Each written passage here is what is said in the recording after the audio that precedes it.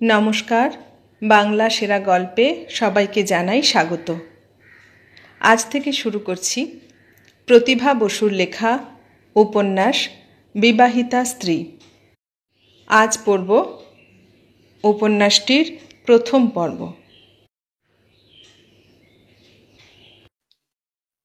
প্রমীলার স্বভাব মন্দ বলে কপাল মন্দ নয়। জীবনে তার নিজের বুদ্ধিতে যা যা সবচাইতে কাম্য বলে মনে হয়েছিল সবই সে পেয়েছিল। জন্মেছিল ধনবান পিতার ঘরে। সেখানে তার একছত্র সাম্রাজ্য ছিল। হিংসা, দেশ, লোভ, ক্রোধ, চরিত্রে প্রায় প্রত্যেকটা রিপু নিয়েই সে এসেছিল সংসারে।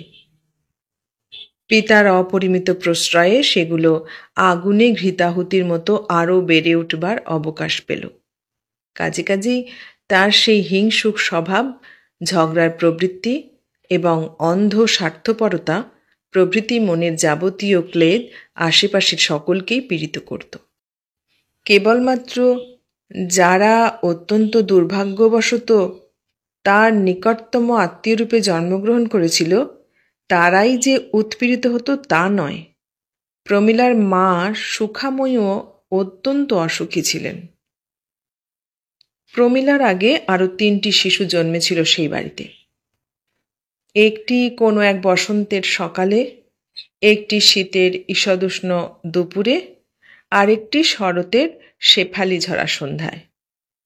প্রথমটি অন্ধ হয়ে এসেছিল, পৃথিবীকে সে দেখেনি। সুধাময়ী মৃতপ্রায় হয়েছিলেন এই সন্তানের জন্ম দিতে। কাজেই শিশুটি তার 1 সপ্তাহের ক্ষণিক জীবনে মাতৃসুধা পান করেও দেখেনি তার আস্বাদ কেমন। এ দাইয়ের হাত থেকে ও দাইয়ের হাতে, এ মাসির কোল থেকে ও পিসির কোলে যেতে যেতেই শেষ হয়ে গেল। দ্বিতীয়টি ছিল 17 দিন। রোগা, ছোট্ট, জীর্ণ শীর্ণ, এইটুকু একটা ছাল ছাড়ানো পাখির মতো। যে কদিন রইল অবিশ্রান্ত কাঁদল, তারপর হঠাৎ কান্না থামল একদিন।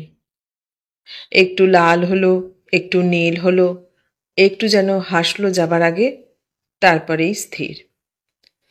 পথ ভুল করে বুঝি পরের ঘরে এসে পড়েছিল। এইবার রাস্তা চেনে চলে গেল আপন ঘরে। এরপরে প্রমীলার মা শয্যা নিলেন এবং কোনো প্রাণকণিকাকে এ বাড়িতে আমন্ত্রণ করার তুল্য পাপ যে আর নেই সে সত্যটি হৃদয়ঙ্গম করলেন।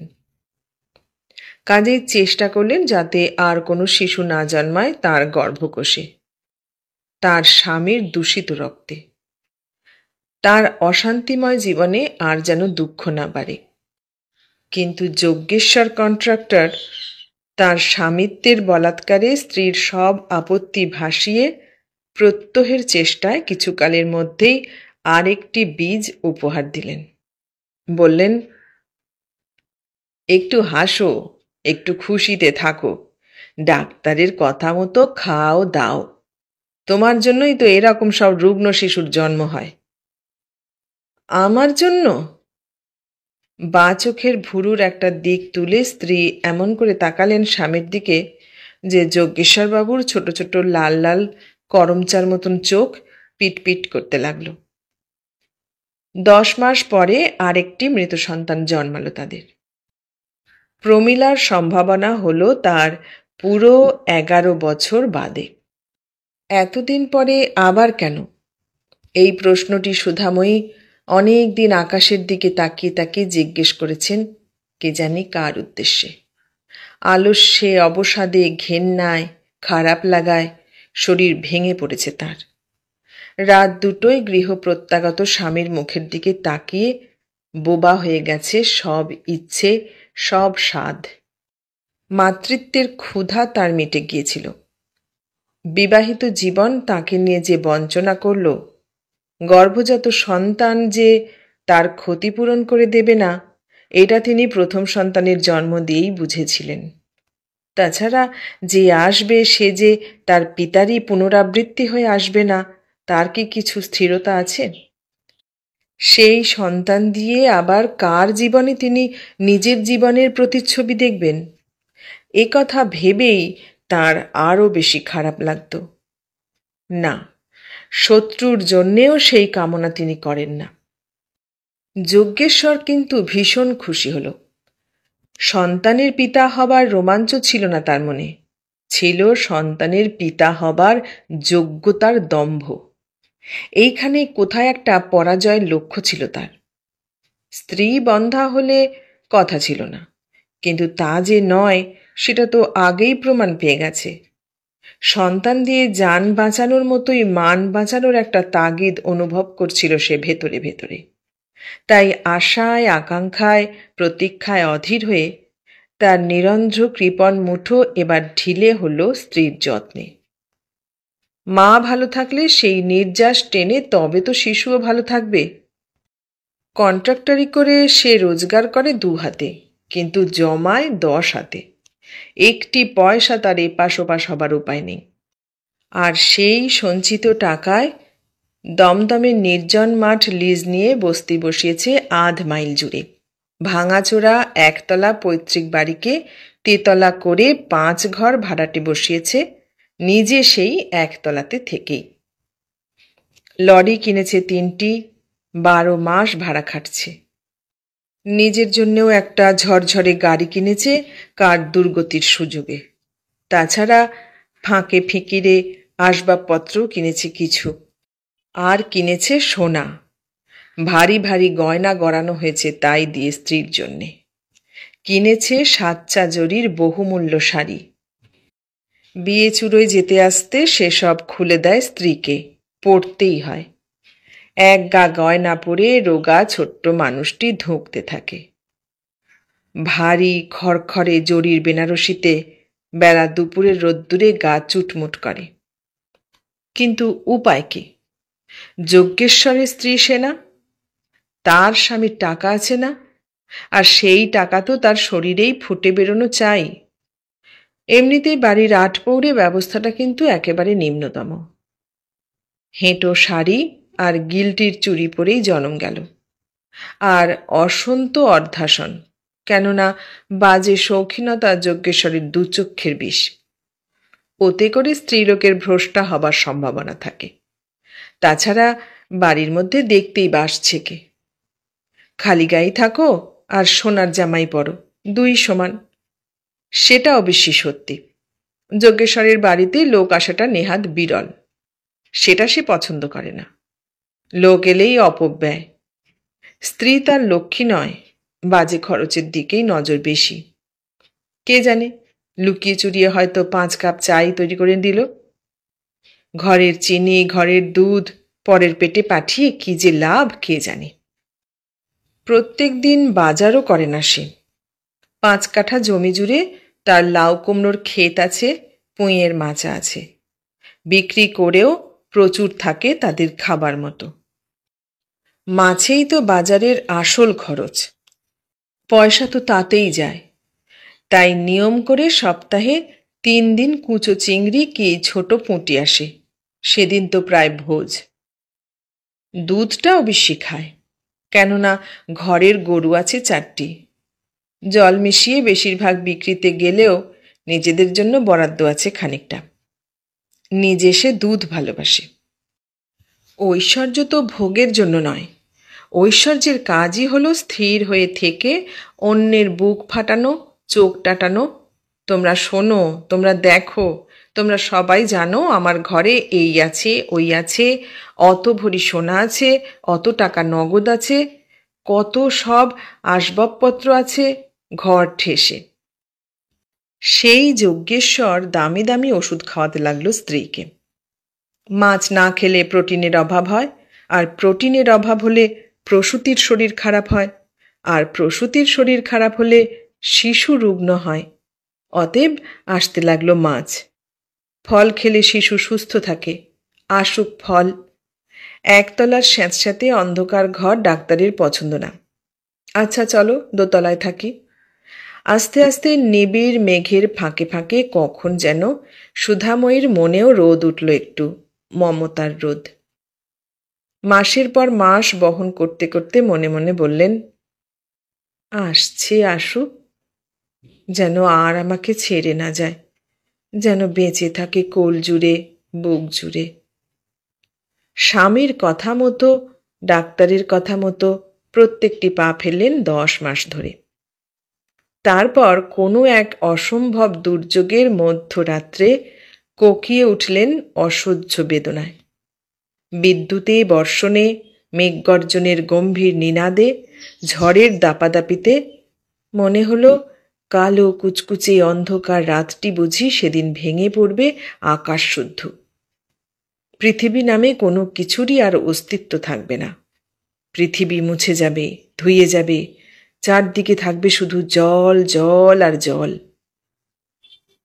এতদিন পরে, এত ইচ্ছের পরে সন্তান আসছে, তা নাকি এই দিনে, এইভাবে?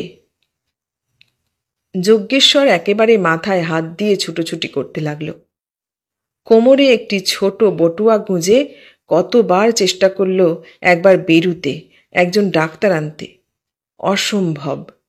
বন্ধ দরজা ভেঙে ফেলছে ঝড়ের ধাক্কা। দরজা খুললে কি আর রক্ষে আছে? আর এদিকে বাতাসের শীষ শুনতে শুনতে হাত পা এলিয়ে এলো প্রমীলার মার। কি ভাগ্য তার, মনে মনে ভাবলেন।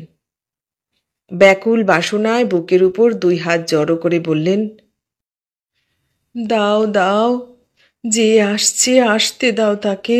হে ঈশ্বর, তুমি তাকে পাঠিয়ে দাও তার মার কোলে, মার বুকে। যত কাঁদলেন যন্ত্রণায়, তত কাঁদলেন প্রার্থনায়।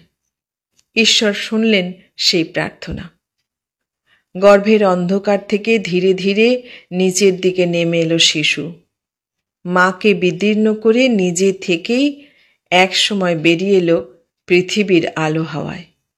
ডাক্তার তো দূরের কথা, একটা নার্স না, দাই পর্যন্ত না।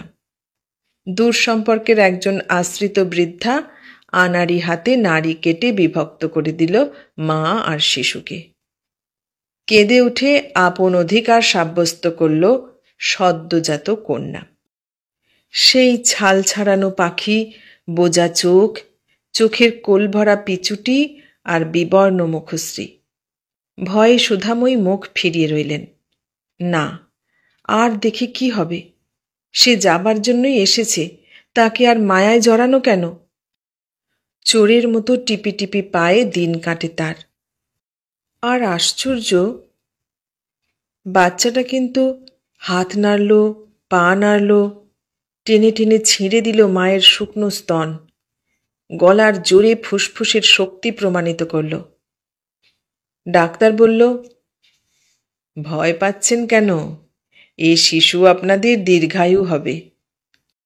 আর সত্যি সুধাময়ীর সব আশঙ্কা দূর করে দিয়ে দিনের পর দিন আদরে যত্নে, তৈলমর্দনে, কোলে কোলে শশীকলার মতো বেড়ে উঠতে লাগল মেয়ে।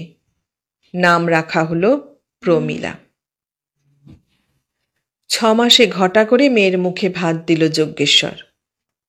1 বছরের জন্মদিনে রাজ্যের লোক জড়ো হলো বাড়িতে। কোলে করে সে সগৌরবে সকলকে দেখাতে লাগলো তার সুস্থ সবল সন্তান। এই পিতৃত্ব কি ইচ্ছে করলেই সকলে ভোগ করতে পারে? সেই কি পেরেছিল 11 বছর আগে? ধীরে ধীরে কোরকের পাপড়ি খুলতে লাগলো একটি একটি করে। একটি একটি বছর বাড়তে লাগলো। ভয় কাটল, বিশ্বাস এলো। নিঃশ্বাস ছেড়ে সুধাময়ী ভাবলেন, তাহলেও রইল, সত্যি রইল। শত্রুর মুখে ছাই দিয়ে 17 বছরে পা দিল প্রমীলা। বয়সের তুলনায় বলিষ্ঠ হলো বেশি, বুদ্ধি হলো কম, কিন্তু দাপট হলো প্রবল। এইবার খুব ভালো একটা সম্বন্ধ এলো তার। কি এক অজানা ভয়ে কেঁপে উঠলেন সুধাময়ী। এই বছরে প্রায় বুড়ো হয়ে গেছেন তিনি। স্বামীর রাজত্বে যদি বা কিছু স্বাধীনতা ছিল, মেয়ের রাজত্বে এসে একেবারে চোরেরও অধম। তবু হাজার হোক সন্তান তো, ভালো তো বাসেন, ভালো মন্দের কথা কিছুতেই না ভেবে পারেন না। আর যতবার কিছু করতে গেছেন বা বলতে গেছেন, ততবারই ধাক্কা খেয়েছেন জোরে। প্রমীলা লেখাপড়া শিখুক, এটাই হলো তার প্রথম যুদ্ধ। বলাই বাহুল্য, সেখানে তিনি সর্বতোভাবে হেরে গেলেন। লেখাপড়ায় প্রমীলার মাথা ছিল না। প্রমীলার বাবাও সেটাকে খুব জরুরি কিছু বলে গণ্য করতেন না জীবনে। অতএব অনেক অশান্তি, অনেক চোখের জলের অপব্যয় করে বাল্য শিক্ষাতেই মেয়ের শিক্ষা সমাপ্ত করতে হলো তাকে। তারপর সুধাময়ী মন দিলেন স্বভাব সংশোধনে। শাসন করতে চাইলেন, বললেন, এ কি ভালো? এই আদর তো আদর নয়, শত্রুতা। যজ্ঞেশ্বর চোখ পাকালো। থামো থামো, শিক্ষয়িত্রীগিরি রাখো তোমার। কেন, করেছি কি শুনি? তুমি কি দেখতে পাও না কি বিশ্রী স্বভাব হয়েছে? এই স্বভাবের জন্য ওর ত্রিসীমানায় একটা লোক ঘেঁষতে পারে? লোক দেখলেই ওর রাগ, বিরক্তি। একটা জিনিস কাউকে ছুঁতে দেবে না, কিছু দিতেই প্রাণে সয় না ওর। প্রত্যেকের সঙ্গে ঝগড়া, মারামারি, হিংসুটেপনা। কাউকে ওর পছন্দ না, কিছুই ওর কাছে ভালো না। সকলের সঙ্গে মেলামেশা আমিও পছন্দ করি না। কেন সব মরতে আসে আমার বাড়িতে? কেন মিশতে আসে আমার মেয়ের সঙ্গে? সুধাময়ী দীর্ঘশ্বাস ছাড়লেন। এই আশঙ্কাই তো তিনি করেছিলেন। তিনি তো জানতেনই এই হবে তার অদৃষ্টে শেষ পর্যন্ত। মেয়ে যে শুধু তার পিতার চেহারাটাই পেয়েছে তা তো নয়, চরিত্রটিও ঠিক ব্লটিংয়ের মতো শুষে নিয়ে বেরিয়ে এসেছে পৃথিবীতে। ক্ষীণ স্বরে বললেন, এভাবেই কি জীবন যাবে?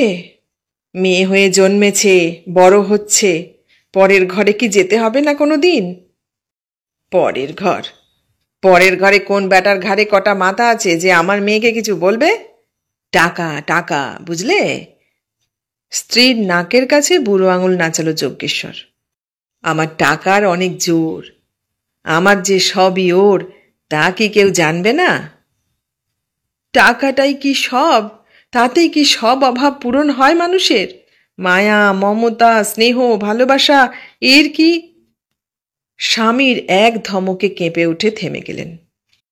থিয়েটারের মেয়েদের মতো ভালোবাসা ভালোবাসা করো না, ন্যাকামি। মেয়েও তারপর থেকে মা কিছু বললেই তাকে চড়ে চাপড়ে অস্থির করে দিয়ে নেচে কেঁদে পাড়া মাত করে ছুটত বাবার কাছে নালিশ জানাতে। এই মেয়েকে তিনি কার ঘরে দেবেন, কার ঘাড়ে গছাবেন, ভাবতেই তার প্রাণ কেমন করে ওঠে। সম্বন্ধটা এনেছিল যজ্ঞেশ্বরের এক দূর সম্পর্কের বিধবা মামি। ঘটকালই তার জীবনের প্রধান ব্রত, প্রধান নেশা। বরপক্ষও তার ভাইয়ের দেশের কুটুম্ব। যাতায়াত আছে, ঘনিষ্ঠতা আছে, কাজেই অসুবিধা হলো না কিছু। তারপর পৌষ মাসের কোনো এক দুর্জয় শীতের অকাল বর্ষণ রাত্রির শেষ ভাগে অদৃষ্টের জোরে চমৎকার বিয়ে হয়ে গেল প্রমীলার। জন্মদিনের মতো সেদিন ঝড়ের দাপট ছিল না, কিন্তু ভোর রাত্রি থেকে অবিরল বৃষ্টিতে পৃথিবীর কান্না যেন নেমে এসেছিল সেই উৎসব দিনে। কে আসবে আর কী বা ব্যবস্থা হবে? যজ্ঞেশ্বরের গোঁফের ফাঁকে হাসি চিকচিকালো। বেড়াল ভেজা হয়ে সুনির্মল একা একাই একমাত্র অভিভাবক তার পিতাকে সঙ্গে করে এসে বিয়ের পিঁড়িতে বসল। যজ্ঞেশ্বর যত খুশি হোক, প্রমীলার মার আরেকটি আকাঙ্ক্ষায় ছাই পড়ল। জামাইয়ের অনিন্দ্য সুন্দর, অন্তত তার চোখে তাই লেগেছিল। তরুণ মুখের দিকে তাকিয়ে চোখ ভরে জল এলো তার। এমন চমৎকার ঘরে বিয়ে হলো মেয়ের, অথচ একটি পয়সা খরচ হলো না। এ কথা যতবার ভাবল যজ্ঞেশ্বর, ততবার সে নতুন করে মেয়েকে আরও বেশি ভালোবাসল। সুনির্মলের বাবা পণ নেননি ছেলের বিয়েতে। মেয়ে দিচ্ছেন ভদ্রলোক, তার চেয়ে বেশি মূল্যবান আর কোনো জিনিস তিনি আনতে পারেন নিজের ঘরে? যজ্ঞেশ্বরের মামি বলেছিলেন, বড় লোকের মেয়ে, রাগ চাপ দিলে রাজেনবাবু ভালো হাতেই পেতে পারেন কিছু। ছেলে তো তার কম উপযুক্ত নয়, এমএসসি পাস, ভালো চাকরি পেয়েছে, বয়স অল্প, চেহারা সুন্দর, নন্দগ্রামের বিখ্যাত কুলীন বা পদস্থ চাকুরে, ঠাকুরদারও যা হোক কিছু আছে তো দেশ গায়ে, কোন দিকে খাটো? ভদ্রমহিলা আসলে বানরের পিঠে ভাগের পাটটা নিয়েছিলেন। এ পক্ষ ও পক্ষ দুপক্ষ থেকেই তাহলে মোটাসোটা জোটে কিছু। রাজেনবাবু জিভ কাটলেন। বেশ তো, ওর যদি টাকা থেকে থাকে সে তো খুব ভালো কথা। বড় ঘরের মেয়ে হওয়াই তো বাঞ্ছনীয়। সচ্ছলতার মধ্যে বড় হলে মন উদার হয়, মেজাজ ভালো হয়। কিন্তু সে টাকায় তার দরকার কি? তার তো কোনো অভাব নেই। এবার মামি গয়নার কথা পারলেন। গয়নার তিনি কি বোঝেন? হিরণময়ীর সঙ্গেই বরং সে বিষয়ে কথা হোক। হিরণময়ী হাসলেন। হ্যাঁ হ্যাঁ, ছেলে বিয়ে দিচ্ছি বলে কি মাথা কিনছি নাকি ভদ্রলোকের? না না, ও সব কিছু করাক্কর নেই আমাদের। তার মেয়ে তার যা খুশি তাই দেবেন। আমাদের মেয়ে পছন্দ হয়েছে, ব্যাস, এর উপরে আর কথা কি? বাসনকোসন আসবাবপত্র সব সম্বন্ধেই তাদের ওই এক কথা। সবেতেই তাদের সংকোচ। যজ্ঞেশ্বরের মামি ভাগ্নের কাছে গিয়ে আছড়ে পড়লেন। দেখলে দেখলে তো কি সম্বন্ধ করে দিলাম তোমার মেয়ের? একটি কড়ি খসাতে হলো না। তারপর একটু ঠাট্টা করলেন নাতনির থুতনি ধরে। ভালো করে ঘটক বিদায় দিসল, কেমন টুকটুকে বর এনে দিলাম। প্রমীলা ভ্রুকুটি দেখিয়ে একটা ঝাপটা মেরে সরে গেল দরজার ধারে। বরপক্ষ নিজে থেকেই যখন কিছু চাইছে না, তখন আবার দেয় কেমন করে? ওসব সাধাসাধি ভালোবাসে না যজ্ঞেশ্বর। তাই যা নেহাত না দিলে নয়, যেমন এক সেট বিছানা, একটা ছাতা, একটা লাঠি, একটা সরু সুতোর নালের মতো আংটি, এইরকম কয়েকটা দান সামগ্রী দিয়েই সব ল্যাঠা চুকলো। ঈশ্বর দয়া করলেন, বৃষ্টি নামল, আলো নিবল, উনুন গলল, পৃথিবী ঠান্ডা হলো, প্রাণ ঠান্ডা হলো। যৎসামান্য যা কিছু আয়োজন করেছিল সেই রাত্রে তা তেমনি পড়ে থেকে পরের দিন বাসি বিয়ের খরচ চালালো। রাত 2টো পর্যন্ত দাঁড়িয়ে দাঁড়িয়ে সেসব বিয়ের রাত্রে নিজেই ভালো করে গরম টরম করিয়ে রেখেছিল। বাসি ভাত বৈবাহিকের পাতে তুলে দিতে পরের দিন আপত্তি করেছিল বলে স্ত্রীকে কেবলমাত্র ধাতানিই দিল না, ঝাঁকানিও দিল। শ্বশুর বাড়ি এসে হকচকিয়ে গেল প্রমীলা। এত ভিড় আর কবে দেখেছে সে? একসঙ্গে এতগুলো লোক, এত গোলমাল সে ভাবতেও পারে না। 3টি সন্তান বিসর্জন দিয়েও যজ্ঞেশ্বরের রক্ত এতটা পরিশ্রুত হয়নি যাতে করে একটা স্বাভাবিক সুস্থ সন্তান সে আনতে পারে সংসারে। প্রমীলা যে শুধুমাত্র হিংসুক, লোভী বা স্বার্থপরী ছিল তাই নয়, কিছুটা নির্বোধও ছিল। বাড়িতে আবদার অত্যাচার করত বটে, কিন্তু কথাবার্তা বলতো কম, বলতে জানত না। আর তার সঙ্গীই বা ছিল কে? সারা বাড়িতে এক পিস্তুত ভাই রাখাল, বছর 2-এর ছোট তার চাইতে। তাকে সে দুচক্ষে দেখতে পারত না। সে যে তাদের বাড়িতে আছে, তার বাবারটা খাচ্ছে, এ নিয়ে একটা অসহ্য গাত্রদাহ ছিল। যজ্ঞেশ্বরের বিধবা বোন মৃত্যুর সময় এই ছেলেটিকে 10 বছরের করে তার মামার হাতে দিয়ে গিয়েছিলেন, আর সেই সঙ্গে 36 ভরি সোনা। গায়ের চাকা চাকা গয়না সব। তেজিয়ান ছেলে, মামা তাড়িয়ে দিতে চাইলেই সেই গয়নার বাক্স ফিরে যায়। সে কি দেখেনি 10 বছর বয়স কি খুব কম? 1000 ঠেলা ঠেলিতেও সে নড়ে না এখান থেকে। খায় দায়, স্কুলে যায়, বছর বছর লাফিয়ে ওঠে ক্লাসে। চুপি চুপি মামির বুকে মাথা ঠেকিয়ে মায়ের আদর ভোগ করে। মামি ভাবে, এই রাখালটাই আমার জীবনের এক ফোঁটা আলো।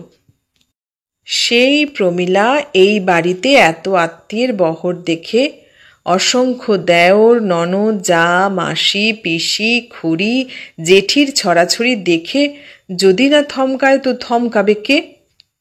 2 দিনের মধ্যে আর মুখ দিয়ে তার একটি শব্দ বেরোল না। একমাত্র ছেলে না হলেও প্রথম ছেলে তো, প্রথম স্বাদ, প্রথম আহ্লাদ। তাছাড়া 5টি ছেলের মধ্যে এই সবচেয়ে বড় সন্তান হিরণময়ীর। প্রচুর আড়ম্বর করলেন তিনি। 4 দিক থেকে স্রোতের মতো লোকজন এসে বাড়ি ভরে ফেলল। শুনু কি তার একলার? পিসিদের না, কাকাদের না? মামা মামিরা কি কেউ নয়?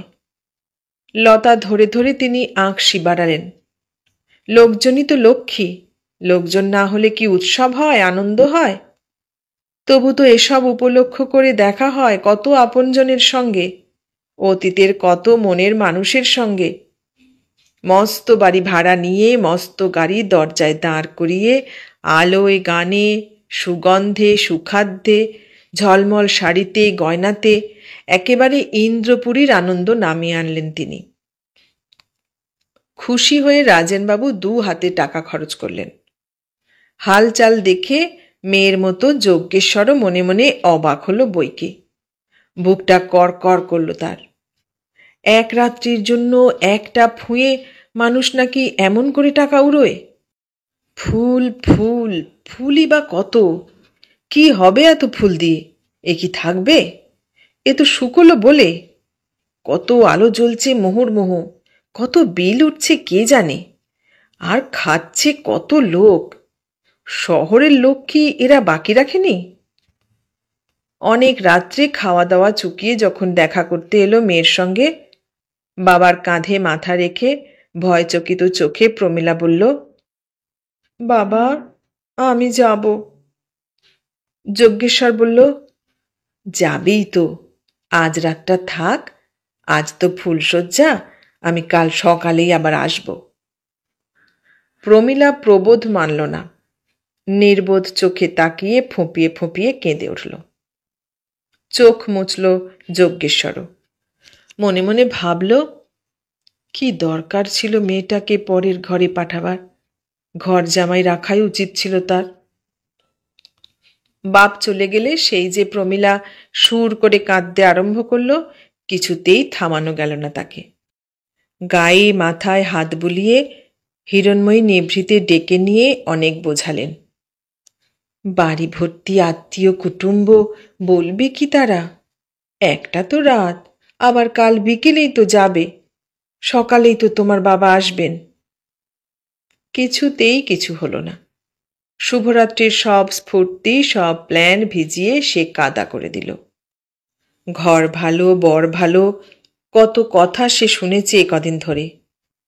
এরই নাম বর, এই তার ঘর। পারলে প্রমীলা সব ছেড়ে ছুড়ে এক ছুটে চলে যেত দমদম। যাবার জন্য তার অদম্য ইচ্ছেও হয়, কিন্তু রাস্তা সে চেনে না। তাছাড়া এই লোকগুলোকে কেমন জানি ভয় ভয় করে। সুনির্মল শুতে এসে অনেকক্ষণ তাকিয়ে রইল স্ত্রীর দিকে। কালকে বৃষ্টিতে ভিজে তার শরীর খারাপ হয়েছিল, মাথা ধরেছিল। চুপচাপ হাত পা ছড়িয়ে আরাম করে শুল সে। উফ, আহ করল একটু, হয়তো কোনো প্রতীক্ষা, কোনো অপেক্ষা। জেগে রইল খানিকক্ষণ, তারপর পাশ ফিরল। আর তার দিকে তাকিয়ে কাঁদতে কাঁদতে প্রমীলা একটা হিংস্র ক্ষোভ অনুভব করল মনের মধ্যে।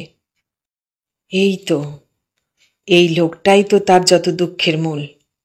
এই সর্বনাশা লোকটাই কাল তাকে বিয়ে করে নিয়ে এসেছে এই বাড়িতে, এই বিশ্রী লোকগুলোর মধ্যে। প্রমীলা যে ঠিক সংসারের আর 5 জন মানুষের মতো নয়, এ কথা অনুভব করতে খুব দেরি হলো না সুনির্মলের। সে বুঝল, এই হৃষ্টপুষ্ট মোটাসোটা ফর্সা গোলগাল মেয়েটির কোনো হৃদয়ের বালাই নেই, মনের বালাই নেই, বুদ্ধিরও বালাই নেই। বুঝলেন হিরণময়ীও। ছেলের চোখে চোখে তাকিয়ে তার বুকের মধ্যে যেন হাতুড়ি পিটল। দাঁতে দাঁত চাপলেন। কয়েক রাত ঘুমুলেন না। তারপর ভারাক্রান্ত হৃদয়ে যত তাড়াতাড়ি পারেন ভিড় মিটিয়ে দিলেন বাড়ির। ঝপ করে একটা অন্ধকার ঝুলে পড়ল বাড়িতে কালো ছায়ার মতো। সুনির্মলের মত ছিল না এই বিয়েতে। হিরণময়ীও যে একজন মস্ত উৎসাহী ছিলেন তা নয়, বরং যজ্ঞেশ্বরের মামি যখন প্রস্তাবটা নিয়ে এলেন, হেসেছিলেন। ও মা, এখনই বিয়ে কি? আজকালকের দিনে আবার এ বয়সে বিয়ে করে নাকি কোনো ছেলে? সুনির্মলের বাবা রাজেনবাবু সবে ফিরে এসেছেন আপিস থেকে। গলার টাইটা খুলতে খুলতে উৎসুক চোখে তাকালেন। মেয়েটি কেমন? তোমার যে খুব গরজ, ঠাট্টা করলেন হিরণময়ী। রাজেনবাবুর মতো সব বিষয়ে উদাসীন অন্যমনস্ক মানুষের পক্ষে এই প্রশ্নটা একটু আশ্চর্যই মনে হয়েছিল তাঁর। একটু হেসে জামা খুলে আরাম করে ইজি চেয়ারে বসে স্ত্রীকে তিনি আরও আশ্চর্য করে দিলেন। দেখেছেন নাকি আপনি? মনোমতো হয়তো দেখুন না চেষ্টা করে। শুনে টুনে তো ভালোই মনে হচ্ছে। কোনো ব্যাপারেই সংসারে যার কোনো হস্তক্ষেপ নেই, উচ্ছ্বাস নেই, উৎসাহ নেই, হঠাৎ সেই মানুষটি যে ছেলের বিয়ে নিয়ে কেন এমন মেতে উঠলেন কে জানে। কি জানি কেন একটি পুত্রবধূর আকাঙ্ক্ষা তার মনে বাসা বেঁধেছিল কিছুদিন থেকেই। এবার জ্বলে উঠল ইন্ধন পেয়ে। ভেবে পেলেন না হিরণময়ীও কেন তাঁরই মতো উৎসুক হয়ে উঠছেন না এ ব্যাপারটা নিয়ে। কম বয়স, এটা কি একটা যুক্তি? এই তো সবচেয়ে সুন্দর সময়। বিয়ে করবার পক্ষে এর চেয়ে ভালো সময় আর আছে নাকি মানুষের জীবনে? তিনি নিজে তো এর চেয়েও কম বয়সে বিয়ে করেছিলেন। হিরণময়ী কি ভুলে গেছে সে কথা? সে সময়কার যত মধুরতা, যত রোমাঞ্চ এখনও আঙুরের রসের মতো টলটল হয়ে জমে আছে বুকের মধ্যে। তার কি কোনো তুলনা আছে? হিরণময়ী কি চান না তার ছেলের জীবনেও সেই সুখ নেমে আসুক অতল হয়ে? তিনি কি চান না সুনির্মলও তেমনি করে পার হয়ে আসুক সেই সব দরজা, সেই সব সময়? সন্তানের হৃদয় তো পিতার চাইতে মায়েরই ভালো করে বোঝা উচিত। নতুন বউ পৃথিবীর সব নির্যাস, সব আনন্দ নিয়ে ঘুরে বেড়াক এই বাড়িতে, এই ঘরে, নিটোল হয়ে পূর্ণ হয়ে উঠুক তার ছেলের জীবন। মন যদি ভরা থাকে তাহলে ওর আরও কত উৎসাহ হবে কাজে কর্মে, বেঁচে থাকায়। মনে পড়ল সুনির্মলের যখন 22 বছর বয়স, তখন রাজেনবাবুরই একটি বন্ধুকন্যার প্রতি সে আকৃষ্ট হয়েছিল। দেখে শুনে মনে মনে তিনি তখনই স্থির করেছিলেন পরীক্ষা হয়ে গেলে এই মেয়ের সঙ্গেই বিয়ে দেবেন ছেলের। কিন্তু টাইফয়েড হয়ে হঠাৎ মারা গেল মেয়েটি। সুনির্মল বিচলিত হয়েছিল, পরীক্ষায় ভালো করতে পারেনি। রাজেনবাবুর মনে এখনও এই ধারণা বদ্ধমূল হয়ে আছে যে সেই 3 বছর আগের দুঃখের স্মৃতিটি একটি বেদনার বিন্দু হয়ে এখনও লেগে আছে তার ছেলের বুকের মধ্যে। বিয়েতে যে তার আপত্তি, তাও ওই একই কারণে। হিরণময়ী তো সবই জানেন। একজন মেয়ের সাহচর্য ছাড়া কি সেই দুঃখ আর কিছু মুছে দিতে পারে? অবশ্যই সমস্ত ধারণাই তার নিজের জীবনের অভিজ্ঞতা দিয়ে গড়া। সেই ধারণার উপর ভিত্তি করেই তিনি ছেলের অমতকে একটা খুব কিছু গুরুতর কারণ হিসেবে গণ্য করলেন না। আর তার ইচ্ছার এই প্রবণতা দেখে সুনির্মলও বলতে পারল না কিছু। বাবা আর কবে কি বলেছেন তাকে, কি চেয়েছেন? পেয়েছে ছাড়া এতটুকুও তো দিতে হয়নি জীবনে। তবে কেন এই সরলচিত্ত ভালো মানুষটিকে নিরাশ করা? বিয়ে যে সে সারা জীবনেও করবে না এমন প্রতিজ্ঞা তো তার নেই। তবে হোক না, এখনই হোক না, এখানেই হোক না। সুকৌশলী হিরণময়ীও তাই বললেন। তাছাড়া যজ্ঞেশ্বরের মামি তার বাকজালে মেয়ের রূপলাবণ্য এবং গুণপনা সম্বন্ধে এমন একটি সুষমা রচনা করলেন সকলের মনে যে শেষ পর্যন্ত হিরণময়ী রাজেনবাবুর চাইতেও বেশি উদ্যোগী হয়ে কাজে হাত দিলেন। সুনির্মল মুখ ভার করেই রইল শেষ পর্যন্ত। বৃষ্টিতে ভিজে ভারী মুখেই বিয়ে করে এলো। বউ নিয়ে এসে সেই মুখে অভিমানের সঙ্গে একটি দুঃখের ছায়াও পড়ল ঘন হয়ে। হিরণময়ী নিজেকে ধিক্কার দিলেন। একটু অবহেলা হয়েছে বইকে। যজ্ঞেশ্বরের মামির কথায় কেন অত বিশ্বাস করেছিলেন তিনি? তিনি নিজে কেন দেখতে গেলেন না? একটা ভাত টিপলেই তো 1 হাঁড়ির ভাত বুঝে নিতে পারতেন। আর এই মেয়েকে রাজেনবাবু দেখেছেন। তার চোখের দেখার কতটুকু মূল্য? যে রকম লাজুক মানুষ, কথা তো একটাও বলেননি, নামটা পর্যন্ত জিজ্ঞাসা করেননি। হাত ধরে সাজিয়ে গুছিয়ে নিয়ে এসেছে, কটা রং দেখেই ভুলে গেছেন তিনি। আবার হাত ধরে ফিরিয়ে নিয়ে গেছে মেয়ে। যে মানুষকে বুঝতে একটা পলকও খরচ করতে হতো না, সেইখানে এত বড় একটা ভুল তিনি কেমন করে করলেন? এত বড় একটা ব্যাপারে কি করে এত বড় একটা ফাঁক রাখলেন? সংসারের সব বিষয়ে তিনিই কর্ত্রী। তাঁর পায়ের পাতায় ভর করেই এতগুলো মানুষের পা চলে। এ সংসারে তাঁর বুদ্ধি চরম। ছেলেদের শিক্ষা দীক্ষা, খাওয়া পড়া, স্বামীর সুখ দুঃখ, সুবিধা অসুবিধা, আত্মীয় পরিজনের খোঁজ নেওয়া, খবর নেওয়া, আদর আপ্যায়ন, ভদ্রতা অভদ্রতা, সামাজিকতা লৌকিকতা, কি তিনি করেন না? কি তিনি নিশ্চিন্ত হয়ে নির্ভর করেন স্বামীর উপর? রাজেনবাবু উপার্জন করেই খালাস। সুনির্মল এত বড় হলো, এখনো সে মা ছাড়া দিশে পায় না কিছু। আর এত বড় একটা বিষয়ে চোখ বুজে রইলেন তিনি। একা ঘরে কপালে করাঘাত করলেন, চিন্তা করলেন, মন খারাপ করে ঘুরে বেড়ালেন চোরের মতো। তারপর উপায় স্থির করে আবার কোমর বেঁধে উঠে পড়ে লাগলেন সেই ভুল সংশোধনের প্রায়শ্চিত্তে। কিন্তু মুশকিল হলো প্রমীলাকে নিয়েই। সে কিছুতেই থাকতে চায় না এখানে, তার ভালো লাগে না এখানে। যে কদিন থাকে কথা বলে না কারোর সঙ্গে, নিজের ঘরে নিজের মনে বসে থাকে চুপচাপ। দেবররা ননদরা সাধাসাধি করে, টানাটানি করে, নিয়ে যায় বেড়াতে, নিয়ে যায় সিনেমায়, হই হল্লা করে আয়োজন করে ভোজের। প্রমীলা একেবারে নিঃসার পাষাণ। রাত্রে ফোঁস ফোঁস করে কাঁদে স্বামীর কাছে, আমি দমদম যাব। এখানে ভালো লাগে না? না। কেন? ওরা আমাকে সারাদিন বিরক্ত করে। কারা? তোমার ভাই বোন মা সবাই।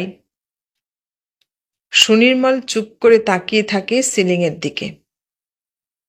প্রমীলা বলে, তুমি ওদের সঙ্গে থাকো কেন? কাদের সঙ্গে? এদের সঙ্গে। তবে কোথায় থাকবো? দমদম। দমদম কি আমার বাড়ি? বাবা বলেছেন সেখানে থাকলে তোমাকে বিনা ভাড়ায় দুটো ঘর ছেড়ে দেবেন। তাই নাকি? হ্যাঁ, আরও বলেছেন। কি? ইচ্ছে করলে বাবার দপ্তরে বসতে পারো হিসেব নিকেশের জন্য। বাবা কি এত বড় ব্যবসা একা সামলাতে পারেন?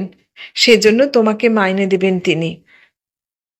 বাহ, চমৎকার কাজ তো। কিন্তু উনি তো কন্ট্রাক্টরই করেন, আর কিসের ব্যবসা? প্রমীলার মুখে উৎসাহের বন্যা নামে।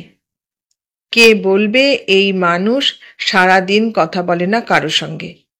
3 বার জিজ্ঞেস করলে একবার জবাব দেয়। শোয়া থেকে উঠে বসে বেগে। একটু আগে যে কেঁদেছে ফুঁপিয়ে ফুঁপিয়ে তার চিহ্ন মাত্র থাকে না কোথাও। চোখ টান করে হাতের আঙুলে গুনে গুনে ব্যবসার ফিরিস্তি দেয়। 3টে লরি খাটে সারাদিন, এতগুলো বাড়ি ভাড়া, বস্তির খাজনা আদায়, লগ্নি কারবারের সুদ আর জমার খাতা ঘাঁটতে হয় রোজ। সকাল থেকে কত লোক যে আসে। হঠাৎ চোখের দৃষ্টি লোভে বড় বড় হয়ে ওঠে। সেবার মনার মা কি করলো জানো? গলার 7 নড়ি হার বাঁধা রেখে মাত্র 50 টাকা নিল। 3 মাসের মধ্যে খালাস করবার কথা ছিল, এলো 3 মাস পুড়ে যাবার 2 দিন পরে। আর কি আমরা সে মাল ছাড়ি? মাগির কি কান্না কি কান্না। এখানে হাসলো প্রমীলা। তারপর সেই গদাধর বাণুজ্যের 3 বউয়ের বউটা। স্বামীটা তো 60 বছরের ঘাটের মরা, আর বউটা একটা ছড়ি। আগপক্ষে ঢেঁকি ঢেঁকি ছেলে মেয়েতে ঘর ঠাসা, টাকাও তেমনি। বউটার স্বভাব চরিত্র মোটেও সুবিধের ছিল না। বাণুজ্যে বাবুর যখন শ্বাস উঠল, ছুটে এলো বাবার কাছে। সেমিজির বুকে তারা তারা নোট। গলা খাটো করে স্বামীর মুখের কাছে একটু এগিয়ে, আমি সব জানি, বুঝলে, সব বুঝি। তোমরাই খালি আমাকে বোকা ভাবো।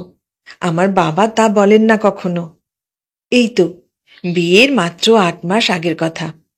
দরজার ধারে দাঁড়িয়ে দেখি কি, বাবা খপ করে ওর সেমিজের ভেতর হাত ঢুকিয়ে তুলে নিলেন নোটগুলো। তুমি স্বামী, তোমাকে বলতে তো বাধা নেই। একেবারে ফিসফিসিয়ে, বাবার সঙ্গেই ওর ভাব ছিল। এতক্ষণ শুনলে বিবাহিতা স্ত্রী গল্পটির প্রথম পর্ব। কেমন লাগছে গল্পটা? ভালো লাগলে লাইক, কমেন্ট, শেয়ার করো। আর নতুন বন্ধু হলে সাবস্ক্রাইব করার অনুরোধ রইল। সবাইকে অনেক ধন্যবাদ জানিয়ে আজ এখানেই শেষ করলাম।